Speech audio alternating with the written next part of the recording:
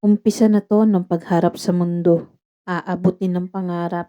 Mahirap man pero kailangan magsumikap. Dahil sa sandaling itigil mo ang iyong paglakad, mababalewala ang lahat sa landas na iyong tinatahak.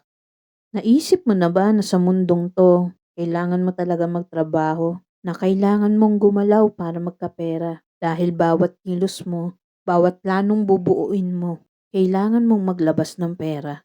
Naisip mo na ba yun dati? Hindi naman, 'di ba? Dahil ang itinuro sa atin ay kung paano mangarap. Pangarap maging piloto, pangarap maging doktor, na gusto kong maging nurse, gusto kong maging abogado, at magiging inhinyero ako paglaki ko para umasenso at hindi makaranas ng hirap. Ganun kasimple, pero hindi pala ganun lang yun. Kasi kailangan mo ng pera kung gusto mong matupad yun. At bago ka makaahon, sasaluha ka muna sa kung ano-anong hamon. At minsan pa nga, natataon na wala kang pamasahe at pagkaing baon. Kaya tuloy, magbabaka sakali ka na umutang sa iba. Pero bago mangyari yun, katakot-takot muna na salita ang maririnig mo para sa kakaunting barya. Sabi nga ng iba, naturingan ka mag-anak pero ang turing sa'yo, ibang tao. Tinamaan ng magaling. Saan ka ba lalapit? Tuloy minsan, nakakawalang gana makisama na nag-uumpisa ka pa lang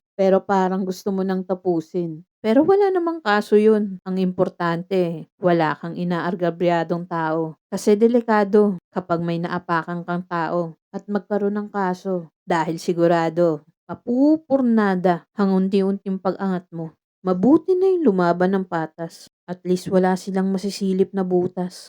At sasabihin sa'yong hindi ka naman talaga nagsikap. Dahil kuno, sila naman daw ang naghirap. Ang hirap mag-umpisa ng wala. Ang hirap mag-umpisa ng maliit. Na kahit suporta, wala. Napapatanong ka na lang talaga kung sino ka ba para tulungan nila. Bakit?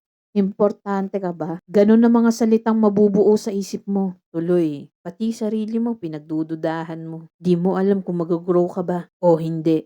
Ang tanging alam mo lang ay may buhay ka ngayon na makakagawa ka pa ngayon at itutodo mo ngayon. Minsan nakaka-excite ang buhay. May punto na akala mo alam mo na lahat ng bagay. Kaya minsan gusto mong magmadali. Na akala mo nasa gitna ka na. Pero ang totoo, umpisa pa lang pala. Kasi wala ka pang nakikitang resulta. Pakiramdam mo tuloy. Parang ang tagal abutin ng pangarap mo. Maiisip mo na lang. May tutulong pa ba sa'yo?